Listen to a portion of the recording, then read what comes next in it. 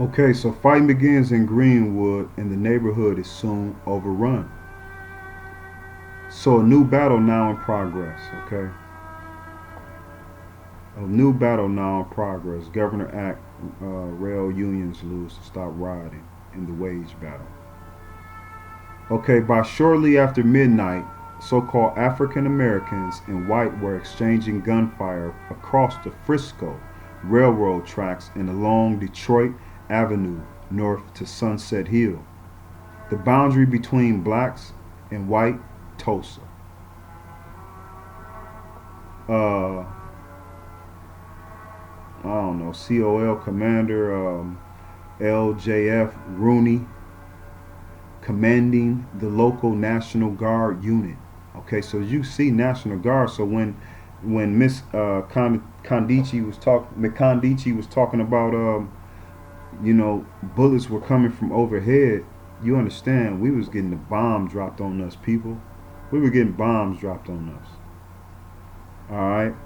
So you got to understand that when these folks dropping bombs on you, and then you got somebody telling you to arm yourself, arm yourself because this was already intended. Okay, it's different than what we talking about now. Okay, we talking about 144,000 leaving out the Americas being armed.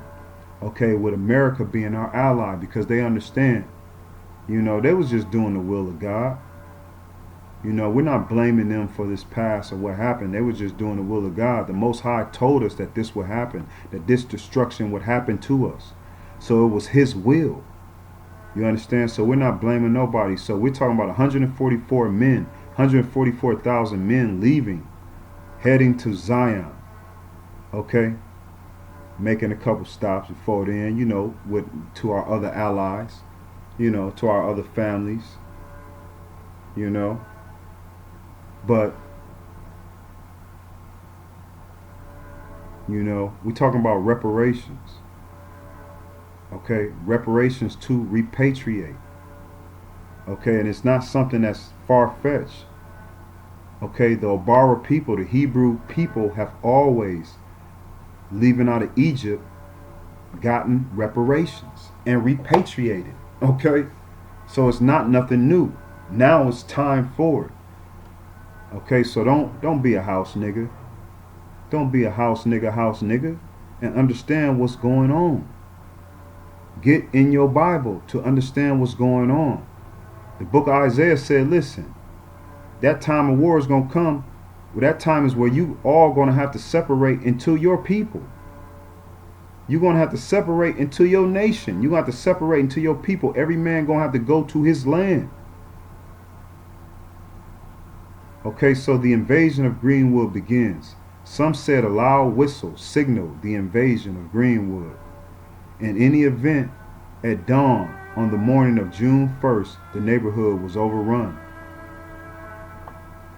Black Tulsans had been surrendering themselves to National Guards, men patrolling the district's western fringe throughout the night.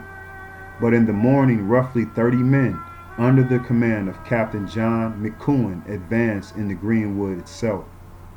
Their orders were to take into custody every African American they could and subdue any who resisted.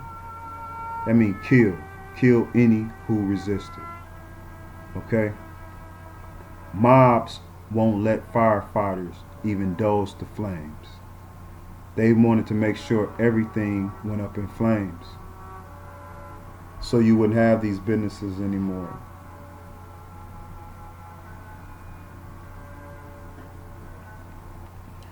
So intent were the white rioters on destroying Greenwood that they stopped firefighters from getting to the blazes. Firefighters testifying in an insurance case several years later said that they were threatened and even shot at when they arrived on the scene of the earliest fires. Later, they received orders from Fire Chief, RC, ordered not to respond to alarms from the Black District because of the danger.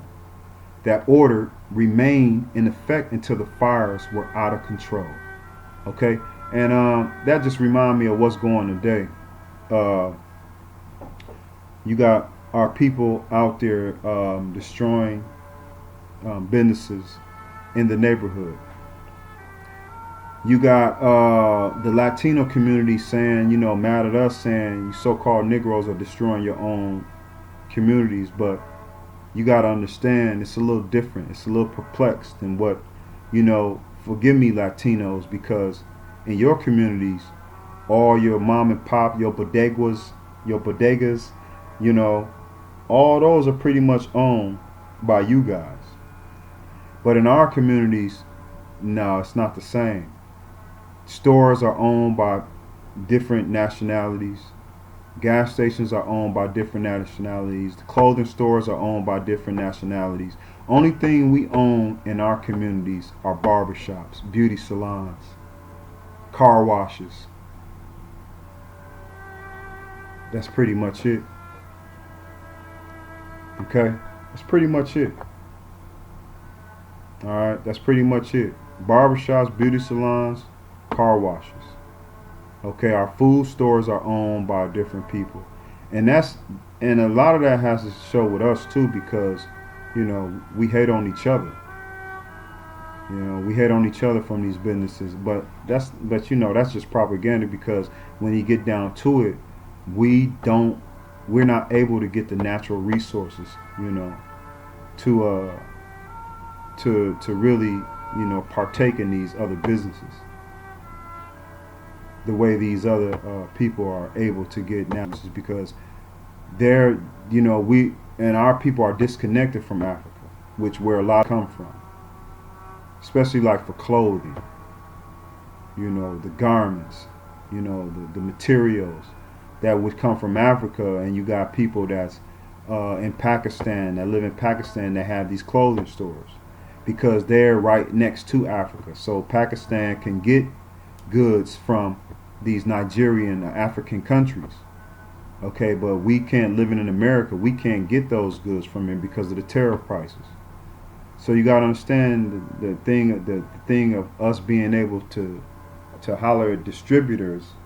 We gotta play middle. We have to go through middlemen that are next to the countries that we need to get the resources from. So, man, it's deep. Okay, it's deep. All right, so check out this footage of it all burning down. Right, photo courtesy Department of Special Collections, McFarland Library, the University of Tulsa. So airplanes flew over Greenwood as it was attacked.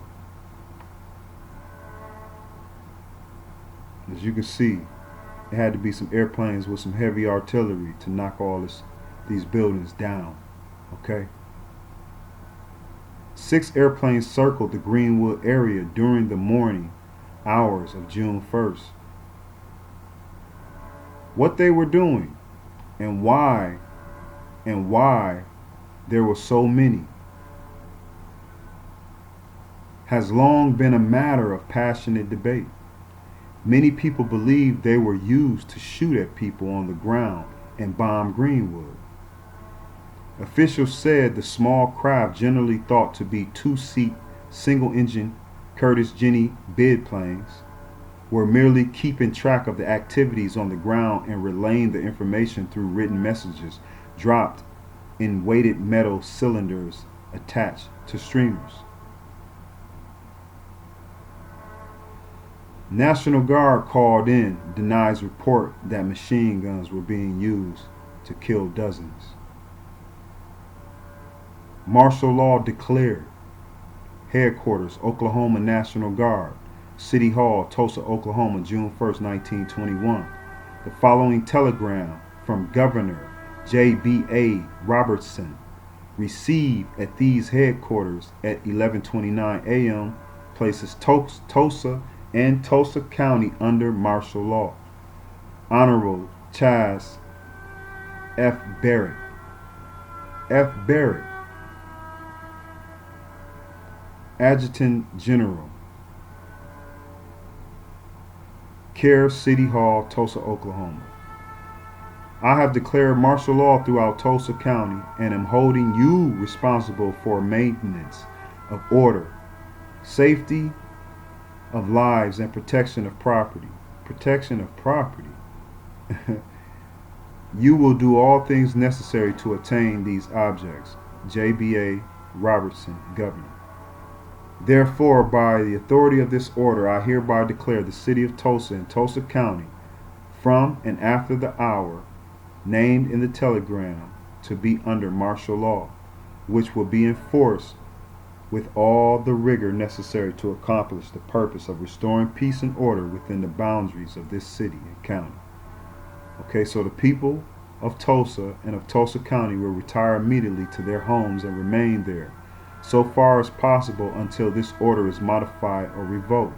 All persons except sworn officers of the law found upon the public streets of Tulsa or in any locality in Tulsa County will be promptly arrested and punished as a military court may direct. All business houses in the city will close on or before 6 o'clock p.m. All right, so you can just see.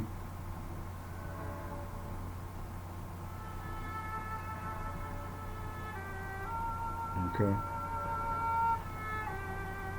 So 3 active Oklahoma National Guards units were based in Tulsa on May 31st, 1921.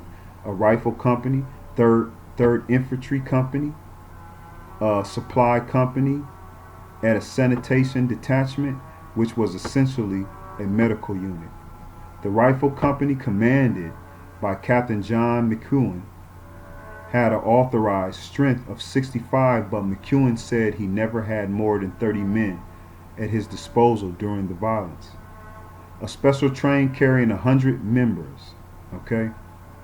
Centurion, okay? This is a Centurion, a special train carrying 100 members of 2 rifle companies and a machine gun company was dispatched from Oklahoma City at about 5 a.m. on June 1st and arrived in Tulsa shortly after 8 a.m. Adjutant General Charles Barrett accompanied the train. All right, so the report is machine guns kills dozens. A guard denied it. A machine gun kills dozens, but a guard denied it. The Tulsa Tribune on June 1st, citing reports reaching police headquarters, said National Guardsmen turned a deadly fire from 2 machine guns on a group of African Americans, killing half 100. What?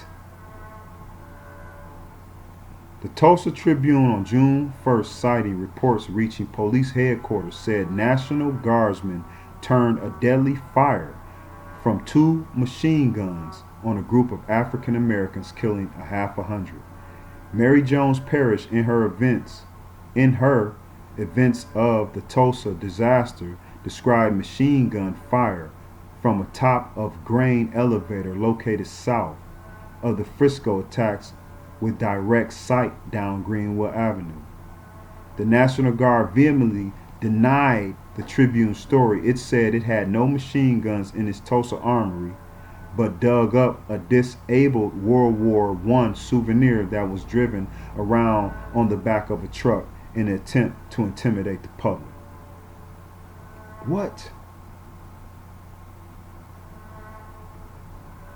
All right, Dr. A.C. Jackson was killed after he tried to surrender in his front yard.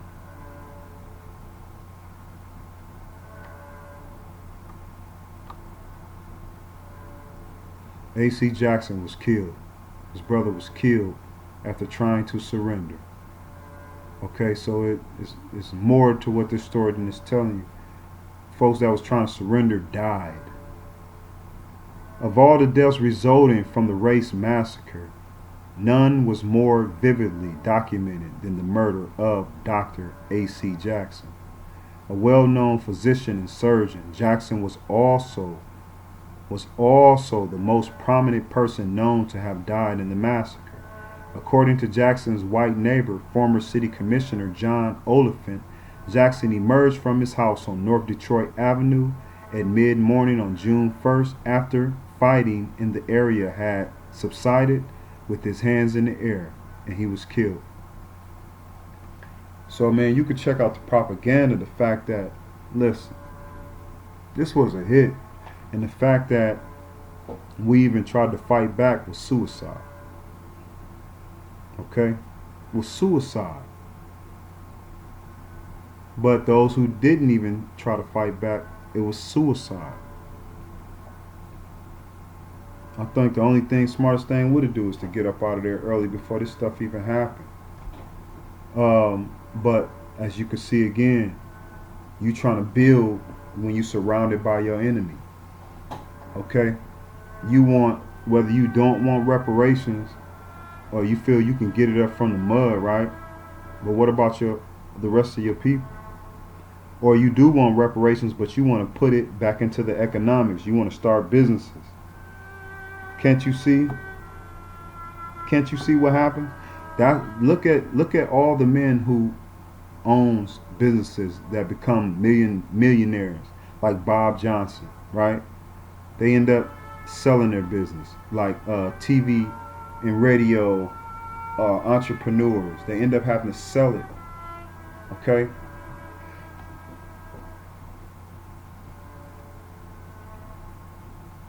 I mean, can we get the bigger picture, see what's going on? Death toll remain unknown. Searches for graves continue today. Okay, dead estimated at 100. City is quiet. Okay.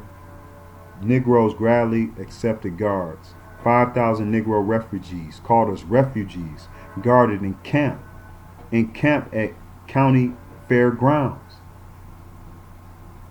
This was the end of the world for us, those who lived in Tulsa. We had to go, 5,000 had to go into camps and were called refugees. What? What? We were actually displaced. Look at this. Look at this, man. The number of people killed in the race massacre has been a mystery from the start. As of June 2nd, 1921, Tulsa World reported under a story headline, dead estimated at 100. The difficulty is caused by the fact that the bodies were apparently not handled in a systematic manner. A Major Brian Kirkpatrick, a Tulsa attorney, and Adjutant General Charles Barrett, again staff, acknowledged reports that a number of bodies were removed in the motor trucks operated by citizens.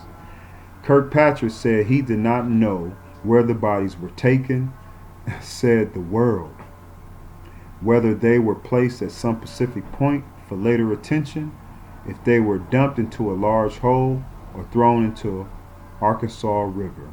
Holy smokes. Oh my goodness. Black Tulsans were marched through the streets and detained at camps throughout the city. Okay? Detained at camps throughout the city. Thousands of black Tulsans were taken into what was described as protective custody on May 31st, June 1st. Some were released within hours while others remained in a camp at the fairgrounds for days and even weeks. Gathering up African American residents was supposed to protect those not involved in fighting and help identify those who were. And those who surrendered do seem to have avoided the worst of violence. But the action also opened up a Greenwood district for marauding whites to burn and loot and shoot any blacks remaining in the neighborhood. I mean, are we getting a picture now or what? So what's going to stop this from happening again? Especially when you got the type of news media that we got. When you got the type of police that we have. Oh my goodness. What's stopping a race war from happening? You seeing people being hung on the news. Oh my goodness. And we're not speaking up for reparations to repatriate? We must be crazy, house nigga. We gotta be crazy. Okay? Check out the Query 14 Thomas Jefferson bill. Okay? Stop celebrating holidays. Stop celebrating the fraudulent Juneteenth. Okay? Because you didn't even know you was free. And are you free? Come on, house nigga. Come on. This is Tulsa, Oklahoma, 1921.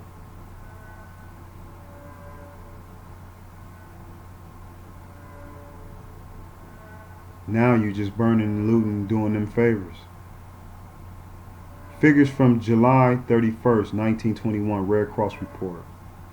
Okay, houses burned was 1,256. Houses looted but not burned was 221. Families living in tents, 245.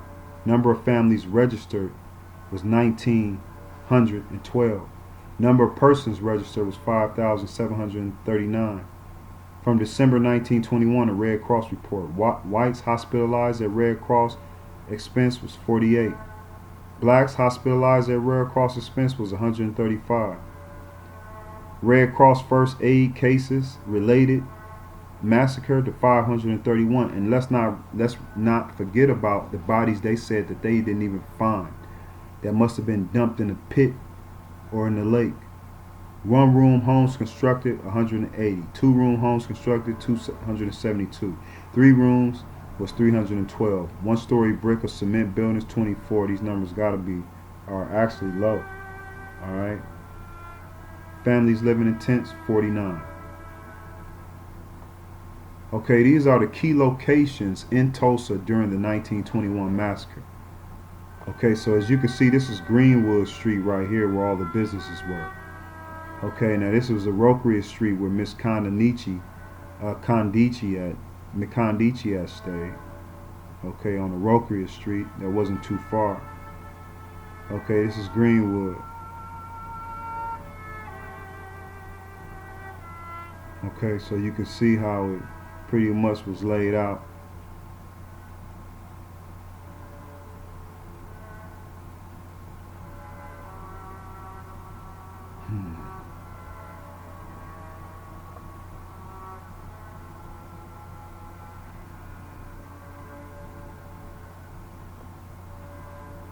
So remember, the tragedy began to unfold with the encounter in Drexel Building, and that led to the arrest of the Citizen Lies newspaper report. Okay, a crowd gathered at the courthouse as rumors as lynching began to circulate. Just hours later, Greenwood was destroyed.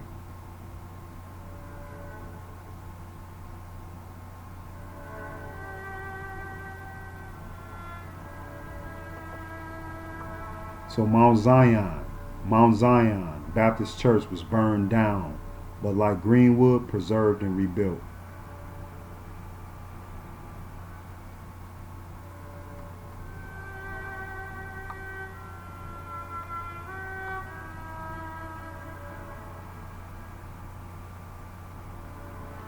So amid the growing tension and subsequent violence rapidly sweeping through the Greenwood neighborhood, a rumor began circulating.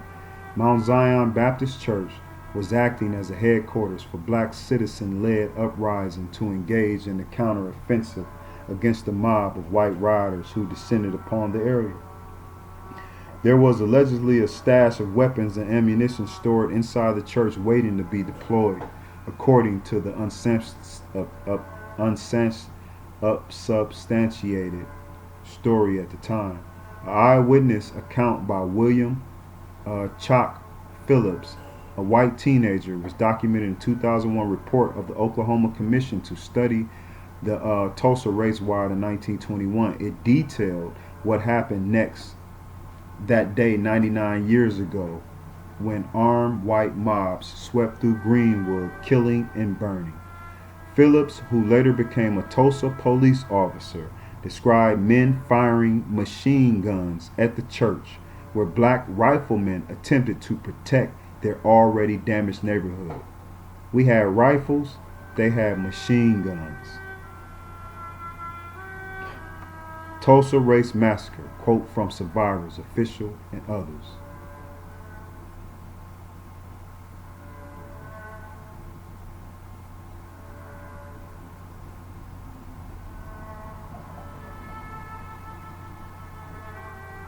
Mary Jones said, "There was a great shadow in the sky, and upon a second look, we discerned that the cloud was caused by a fast approaching aeroplanes." Okay? It then dawned upon us that the enemy had organized in the night and was invading our district the same as Germans invading France and Belgium.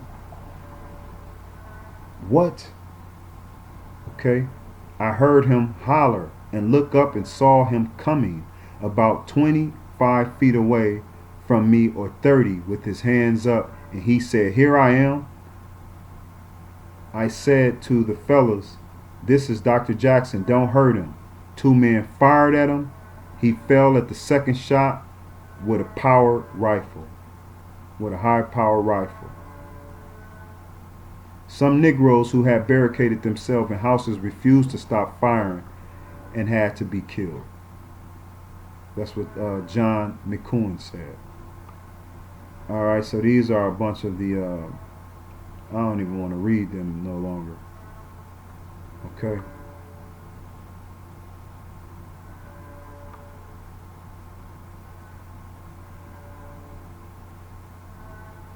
Wow.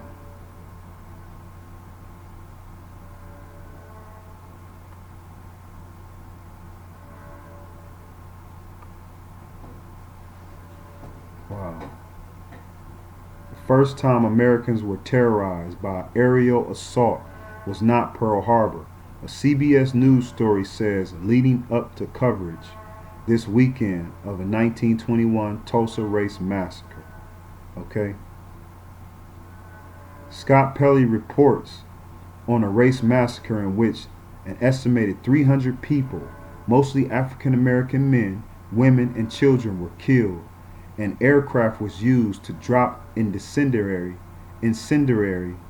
devices on a black neighborhood in Tulsa, Oklahoma. Okay, this was on American men, women, and children.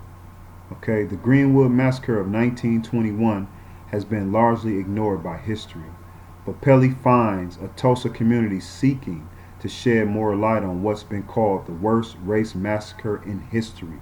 A preview reads for a 60 minutes story airing 6 p.m. Sunday on CBS. 6 airplanes circled the Greenwood area during the morning hours, okay? So, man, it got really, really real, okay? It got really, really real.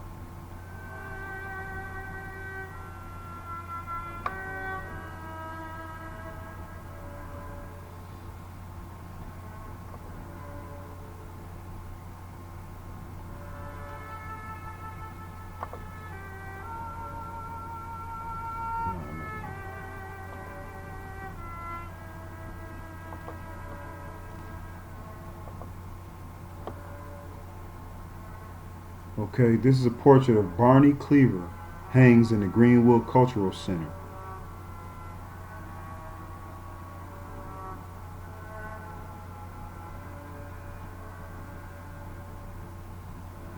Police Commissioner J.M. Atkinson, insurance salesman with no previous law enforcement experience until elected to the City Commission in April 1920. Business dealings with the city put him at odds with City Auditor Mary Seaman and Assistant Attorney General Catherine Van Leeuwen. General Charles Barrett, Adjutant General of the Oklahoma National Guard, Sheriff's Deputy Barney Cleaver, all right, generally considered Tulsa's first black lawman. Okay, Barney Cleaver, first black lawman and one of the most respected citizens of any race, fired by Police Chief John Gustafson in early 1920 and soon hired by Sheriff W.M. McCullough.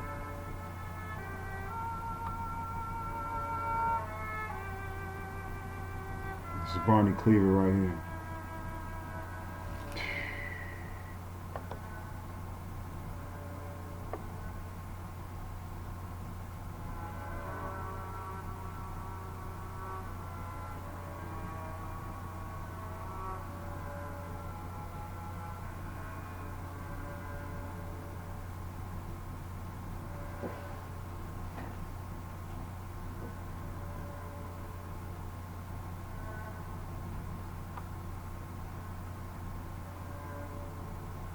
Okay, this is Mayor. This is the mayor, T.D. Evans, elected in 1920.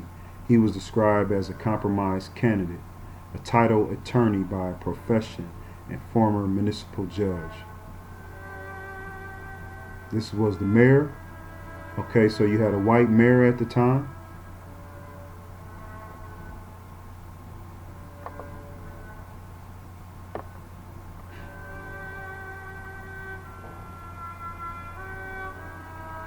This is John A. Gustafson, the new chief of Tulsa Police Department. That he was the new chief, right? During that time.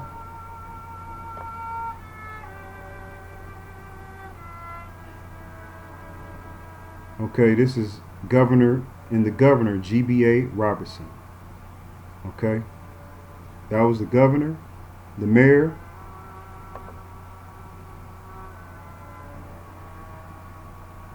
the police chief,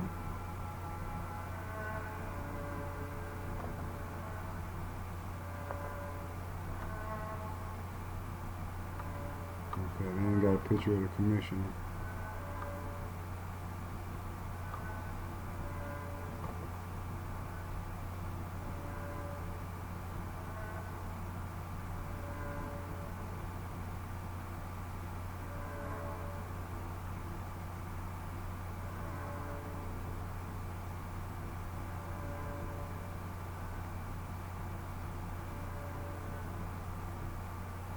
So everybody but the sheriff deputy, Barney Cleaver, okay?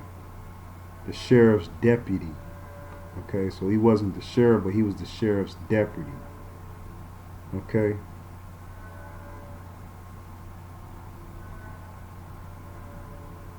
Sarah Page, white elevator operator involved in the elevator incident with Dick Rowland. I don't know if that's her. Okay, but I heard she wasn't nowhere to be found.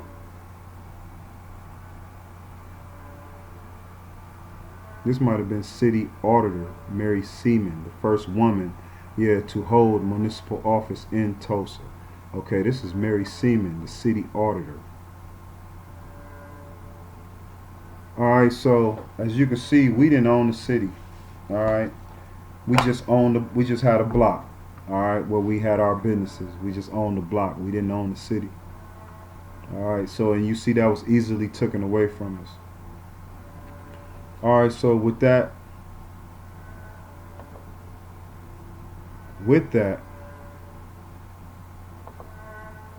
okay, and I'm gonna hit you over to get ahead again with the Corey 14, Thomas Jefferson Bill. It's very important.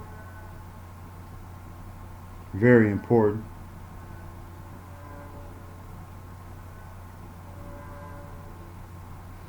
Alright, but I want to take some time to go over Deuteronomy. So if y'all can pull out your swords, we're going to go to Deuteronomy 28.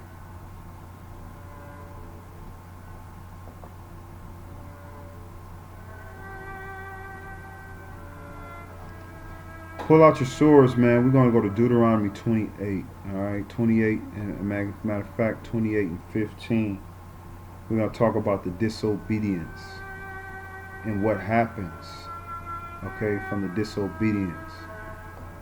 Alright.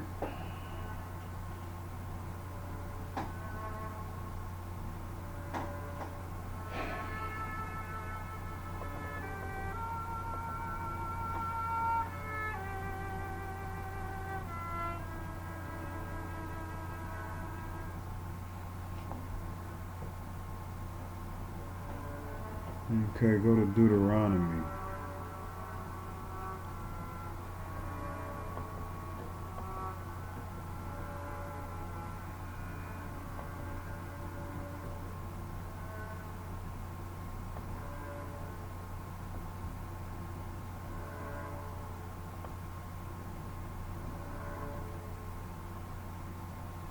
Curses for disobedience.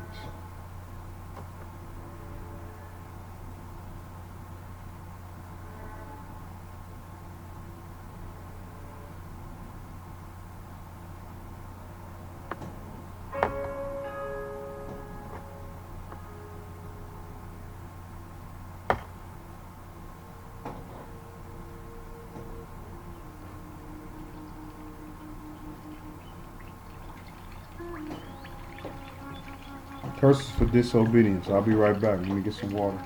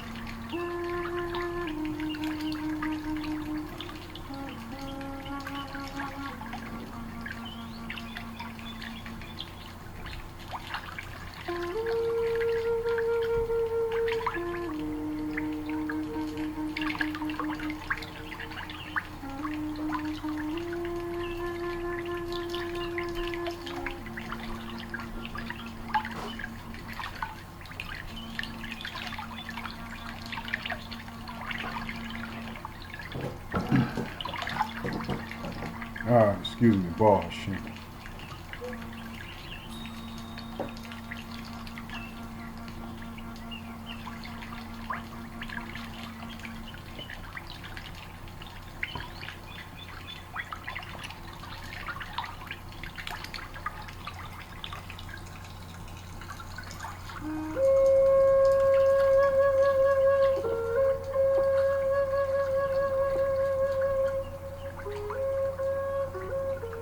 Alright, we're going to talk about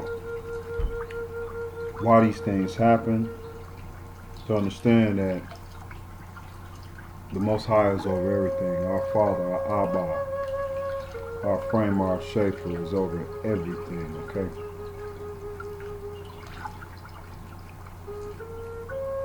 He asked for us to be a peculiar people, okay? A peculiar people.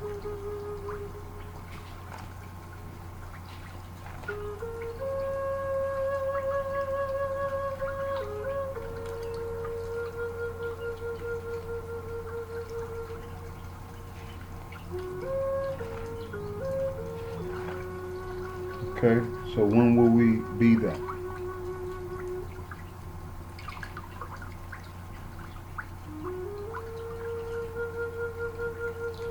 When we be that? Galatians 4:10 said we desire to be in bondage. We observe days and months and times and years of the heathen people. Some of you just got over Happy Fathers what they call Happy Father's Day. Don't you know that's the ways of the heathen? I'm hearing devout men saying they had a beautiful Father's Day. What? What?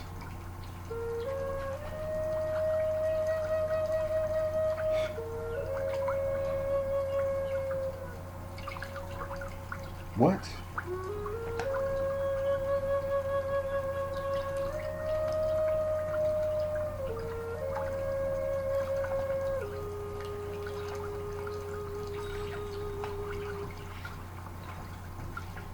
So y'all got your swords out?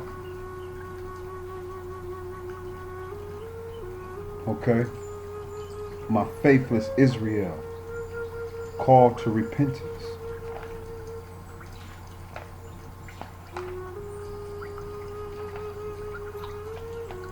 Okay.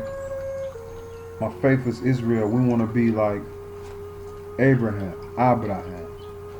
for he was perfect. We want to be like Job, for he was perfect. Okay?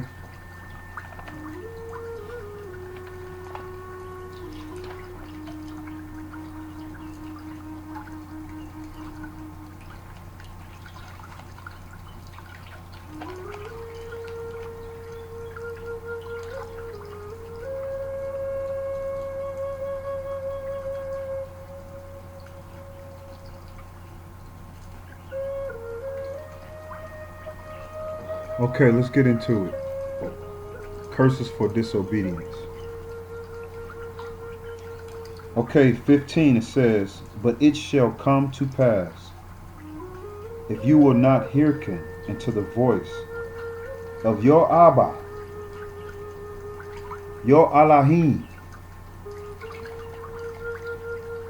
to observe and to do all his commandments and his statutes, which I command you this day, that all these curses shall come upon you and overtake you. Okay, so now we're gonna see, man. We're gonna read all these. We're gonna read it, all these 40 verses, man, and we're gonna see what sounds familiar to this Tulsa, Oklahoma, and what we've been going through every day. All right, here in this captivity, being a prisoner of war. It says, cursed shall you be in the city. 16, cursed shall you be in the city, and cursed shall you be in the field. Sounds familiar?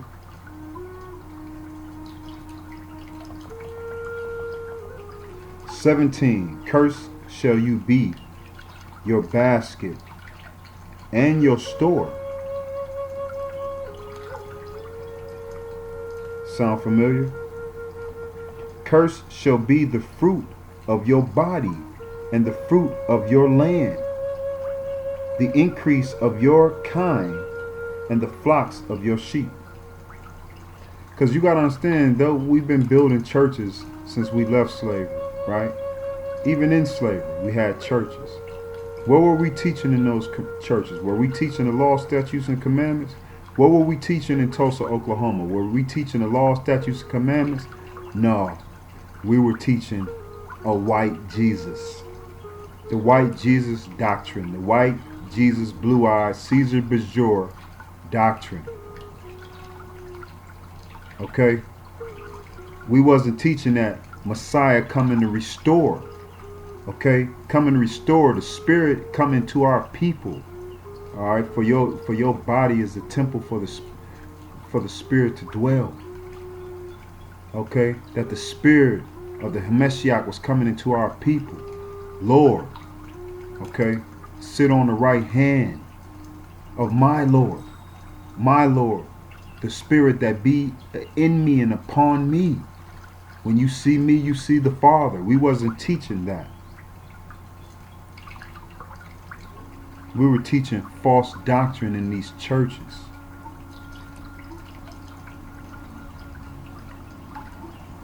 That's why the evils continue to fall upon us. All right? But now, But now, the Spirit has resurrected within our people. The Hamashiach has resurrected within our people. That the law is coming from Zion and can't nobody do nothing. The law is coming from the children of Zion. Can't nobody do nothing to stop that. And you see, that's the problem with these people that they call Jews. A lot of them will perish because they can't fathom the fact that, yeah, the Messiah is coming in a certain people. The Messiah is coming in the prisoners of war of the Judean people that's in America and scattered abroad. The Messiah is coming through them people. We, the people, will teach the law to these people who've had it all this time and forsaked it. So they can't fathom that the people who they hate so much, the Judites, the Solomonites, the Davidianites, they hate the fact that the law be coming out from us and the law be coming out from his secret place, Zion.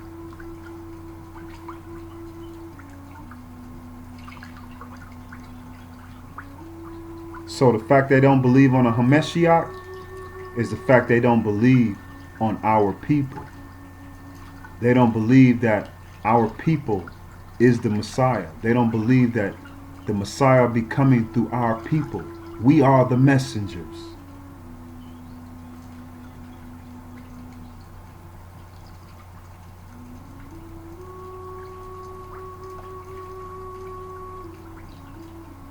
So 20.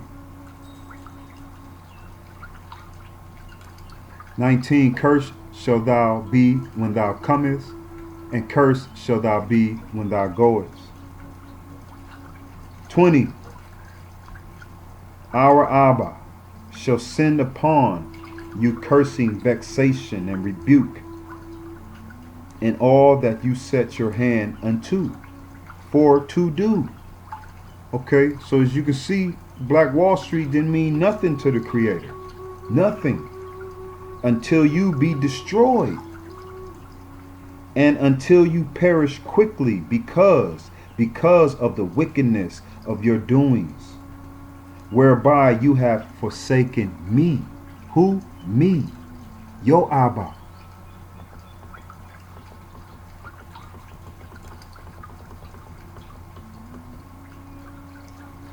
(21) So El Shaddai shall make the pestilence cleave unto you until he has consumed you from off the land where you go to possess it.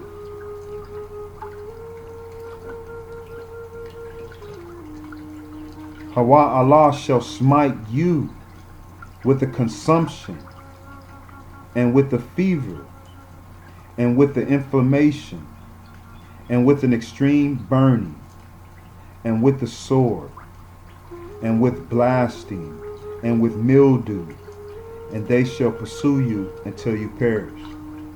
Because you're going to be trying all sorts of stuff.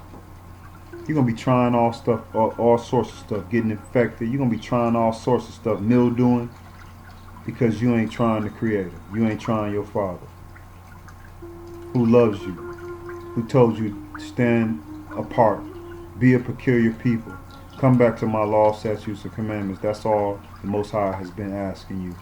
And he ain't talking about faking it till you make it.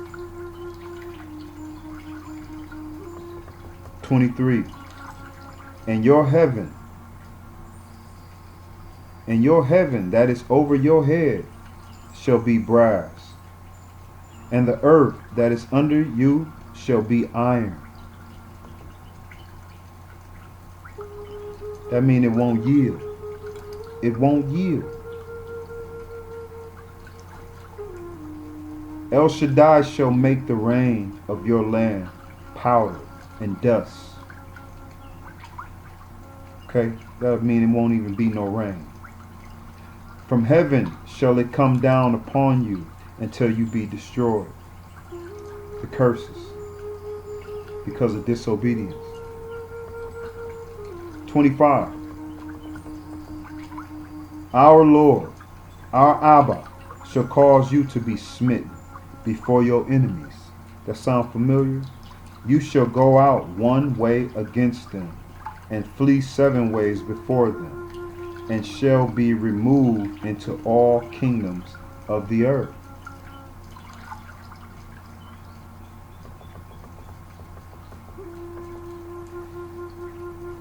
(26) And your carcass shall be meat unto all fowls of the air, and unto the beasts of the earth, and no man shall fray them away. 27 And Abba will smite you with the botch of Egypt, and with the emerods, and with the scab, and with the itch, whereof you cannot be healed.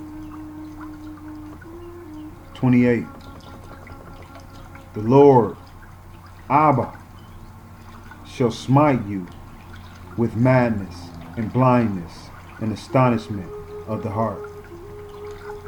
Insanity, people. And you shall grope at noonday as the blind gropes in darkness, and you shall not prosper in your ways, no matter how hard you try, and you shall be only oppressed and spoiled evermore, and no man shall save you.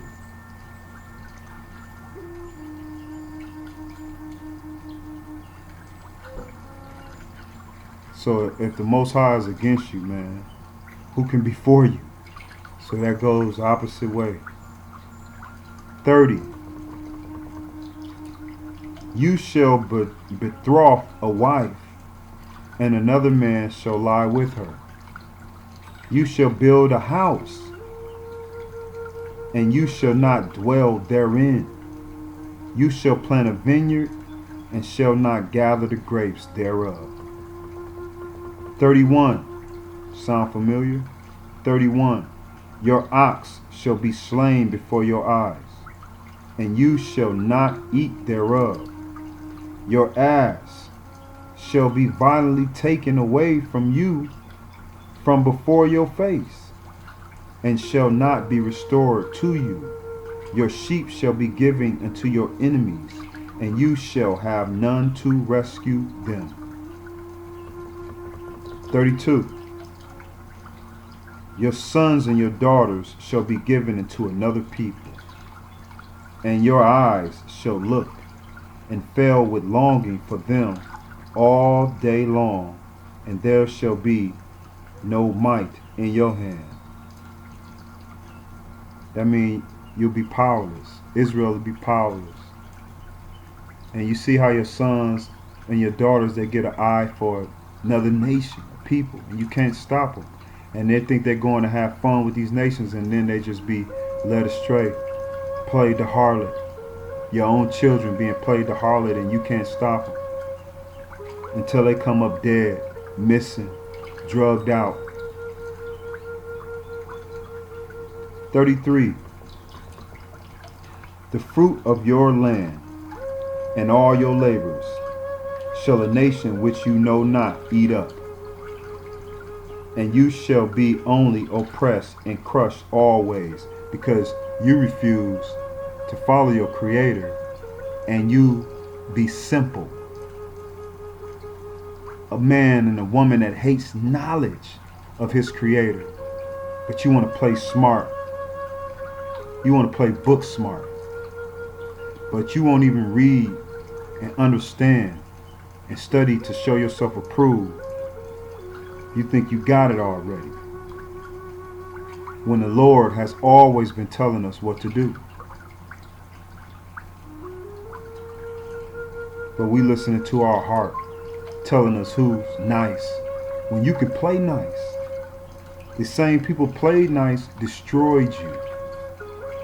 Okay? Destroyed you. Your labor will be wasted. 34 So that you shall be mad for the sight of your eyes, which you shall see. Talking about destruction. The Lord shall smite you in the knees and in the legs, with the sore botch that cannot be healed, from the sole of your foot unto the top of your head. Okay. 36. Our Abba shall bring you and your king, which you shall set over you, unto a nation which neither you nor your fathers have known, and there shall you serve other gods, wood and stone. And this is exactly what happened. 37. And you shall become an astonishment, a proverb, and a byword among all nations where the Lord shall lead you. And this has already happened. So-called Negro, so-called African American, so-called Indian, so-called colored, right? This has already happened. 38. You shall carry much seed out into the field, and shall gather but little in, for the locust shall consume it. So your efforts will be wasted, right? As you can see in the Tulsa, Oklahoma, your efforts was wasted. You shall plant vineyards and dress them, but shall neither drink of the wine nor gather the grapes, for the worms shall eat them. The worms destroyed everything you had. 40. You shall have olive trees throughout all your coasts, but you shall not anoint yourself with the oil, for the olive shall cast its fruit. Okay, so it won't even bring forth nothing. 41. You shall beget sons and daughters, but you shall not enjoy them, for they shall go into captivity, prisoner of war.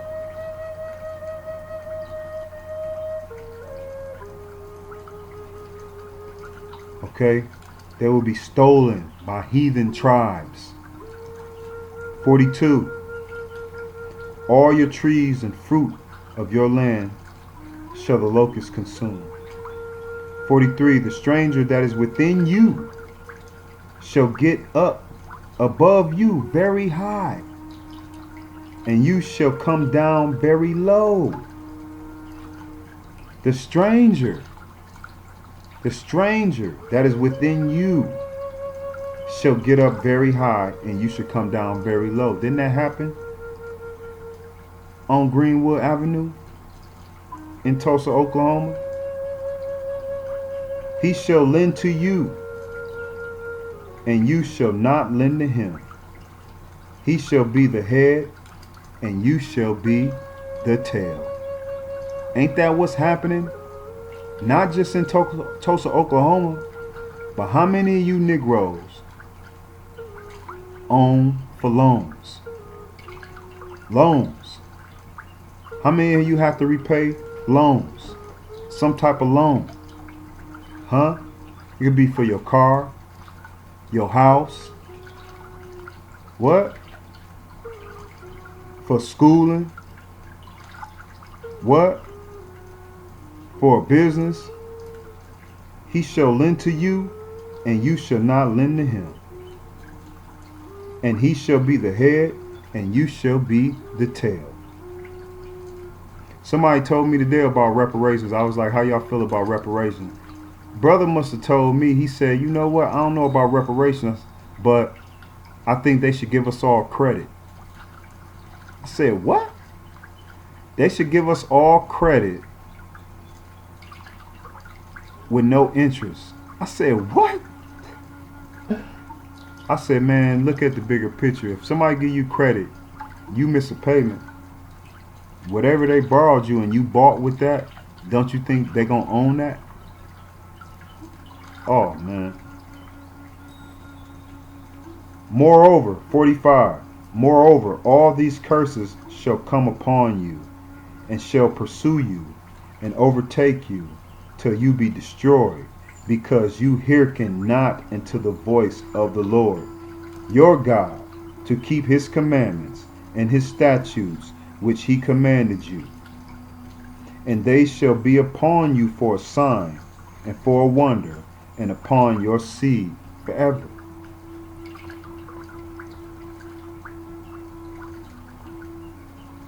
(47) Because you serve not your Abba, your Elohim, with joyfulness and with gladness of heart, for the abundance of all things. 48 Therefore shall you serve your enemies, which your Abba shall send against you. See, I told you. The things that happen to us, prisoners of war, the fact that we are prisoners of war, is the fact that our Abba, our Father, sent them against us in hunger and in thirst and in nakedness and in want of all things. And he shall put a yoke of iron upon your neck until he have destroyed you. You, Yasharallah, you, Jeshurun, you, Jacob. 49 Your Abba shall bring a nation against you from far, from the end of the earth, as swift as an eagle flies, a nation whose tongue you shall not understand. This happened again and again. 50 A nation of fierce countenance, which shall not regard the person of the old, nor show favor to the young. Didn't you hear me when I read that it killed men, women, and children, these planes? These men shot men, women, and children.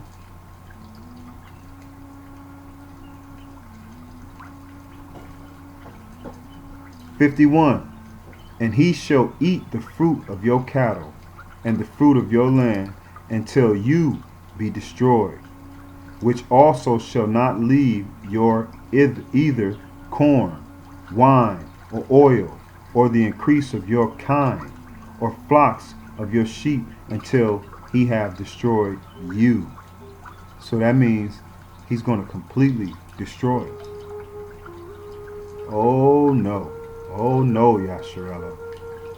Oh no, Abara.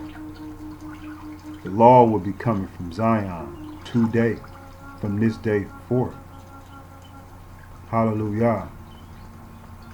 52 And he shall besiege you in all your gates, until your high and fenced walls come down. Ain't that what happened in Tulsa, Oklahoma? Wherein you trusted throughout all your land. Ain't that what happened in the South? And he shall besiege you in all your gates, throughout all your land, which the Lord, your Abba, your Hawa Allah, has given you. Ain't that happened in Zion? 53 And you shall eat the fruit of your own body, the flesh of your sons and of your daughters, which your Abba, your Elohim, your El Shaddai has given you, in the siege and in the straitness wherewith your enemies shall distress you.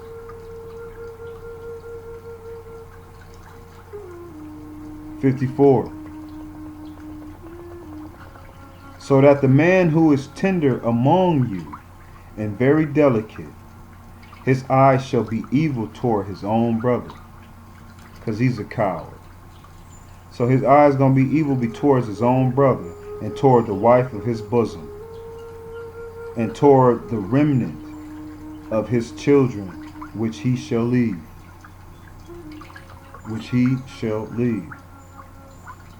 So that he will not give to any of them of the flesh of his children, whom he shall eat, because he has nothing left in him Nothing left him in the siege and in the straitness, wherewith your enemies shall distress you, shall take everything that you got, basically, in your gates. 56. The tender and delicate woman among you, which you would not adventure to set the sole of her feet upon the ground for delicateness.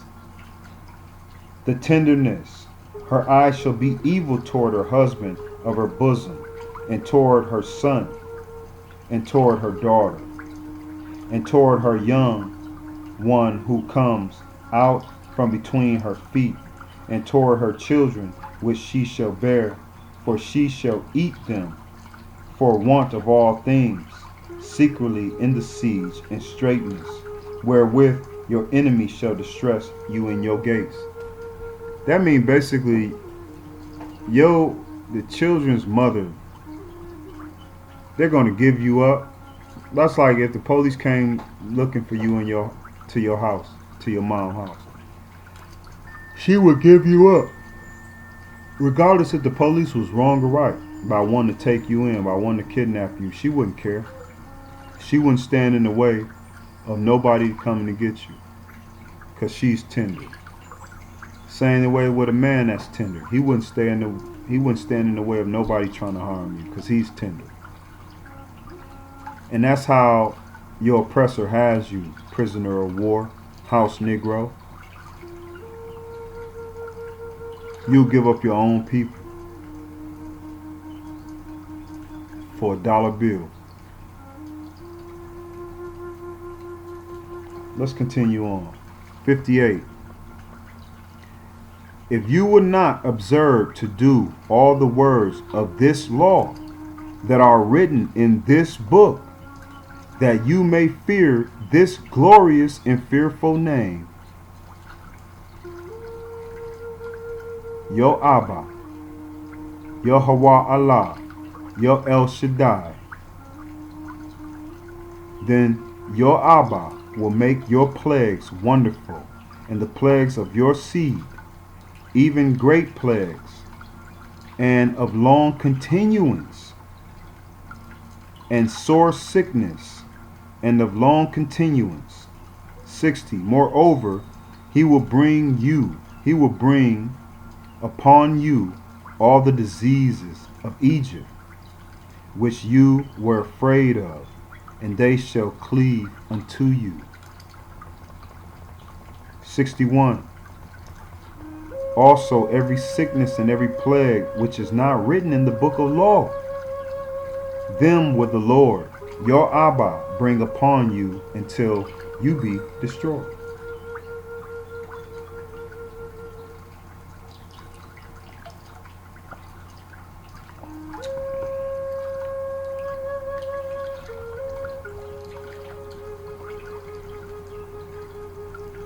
'62.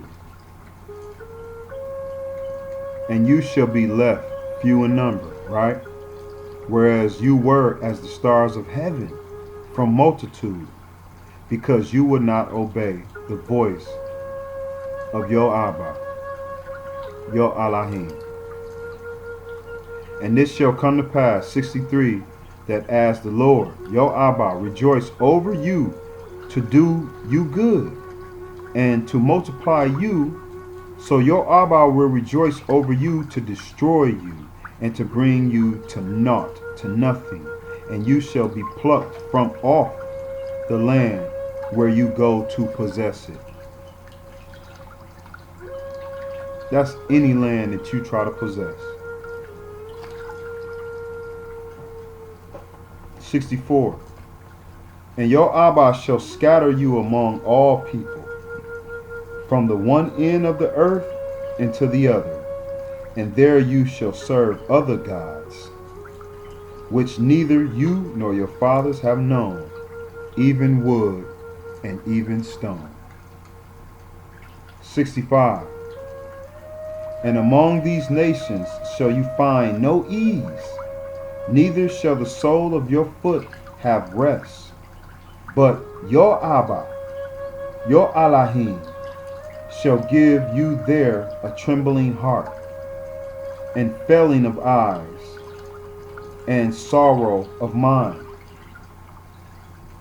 And your life shall hang in doubt before you, and you shall fear the day and night, and shall have none assurance of your life. Wow. You will be vexated of spirit. Okay? In the morning you shall say, would Hawa Allah, it were evening? In the morning you shall say, would Hawa Allah, it were evening. And at evening you shall say, would Hawa Allah, it were morning. For the fear of your heart, wherewith you shall fear, and for the sight of your eyes, which you shall see. 68. And Abba shall bring you unto Egypt, bondage, again with ships. Again with ships. And Abba shall bring you into Egypt again with ships, by the way whereof I spoke unto you. You shall see it no more again, and there you shall be sold into your enemies again for bondmen and bondwomen, and no man shall buy you.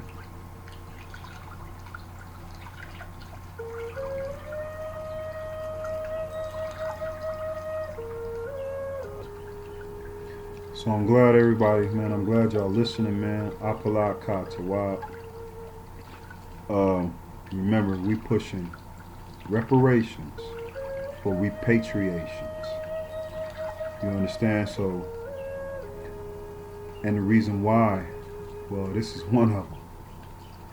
Okay? So history won't repeat itself over and over and over again. Okay? But that time is now. Prisoners of war. Okay? And this Deuteronomy, right? This disobedience. Okay, it matches up if you go to Isaiah 13. Okay? That's where I initially was at first. Go to Isaiah chapter 13.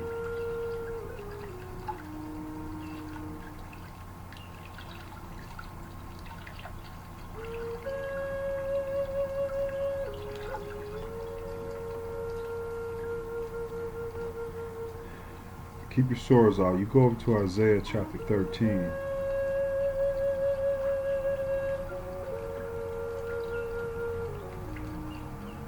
Okay. I think computer getting a little tired. You know, this was drawn out, man. You know, I wanted to go through that entirely for the young bucks and the young ones who didn't actually know, or just, you know, someone who wasn't informed about the Tulsa, Oklahoma bombing and what happened to Black Wall Street. So now that you are informed, but I want you also to know Isaiah 13. Let's read it. Isaiah 13 and about 13. Let's read it. It says, therefore I will shake the heavens, and the earth shall remove out of her place in my wrath, in the wrath of the Lord, Hawa Allah of hosts, and in the day of his fierce anger. And it shall be, okay, we're talking about the end times, right? We're talking about the apocalypse, all right? The end times, the revelations. And it shall be as the chased roe, and as a sheep that no man taketh up. They shall every man turn to his own people, and flee everyone into his own land. Okay, what you got to say about that? House nigga. It says, and it shall be as the chaste roe, and as a sheep that no man taketh up, they shall every man turn to his own people, and flee everyone into his own land. His own land. That's what better happen before this sword comes. Alright, before this sword comes, every man better take up with his own people, and every man better flee into his own land. Y'all remember law coming from Zion. Law coming out of Zion. The trumpet has already blown. The shofar has already blown. The watchman from the tribe of Ephraim has already cried out loud. Alright? Walla Walla, my people. That's shalom. Shalom to the nations. To the nation. Alright? Of Israel, the Abara people. Bani. But this Quarry 14, okay, this Quarry 14 is for everyone to get on board. Okay, we need everyone to get on board with this Quarry 14 and reparations. We need everyone to get on board of the reparations. I don't care if you Rastafarian, I don't care if you Christian, I don't care if you Muslim, okay, I don't care if you Islam, I don't care what you are. If you're a prisoner of war, it's for everyone to get on this bill and get on and push this reparations for our people, alright, to repatriate. Alright, hallelujah, and I hope you have been edified, and I'm going to give me some sleep, but don't die. I'm just going to give me some sleep. Alright, and y'all stay way up in the forest, in the wilderness. Alright, in your booth. Alright, and I'll see y'all real soon. Shalom.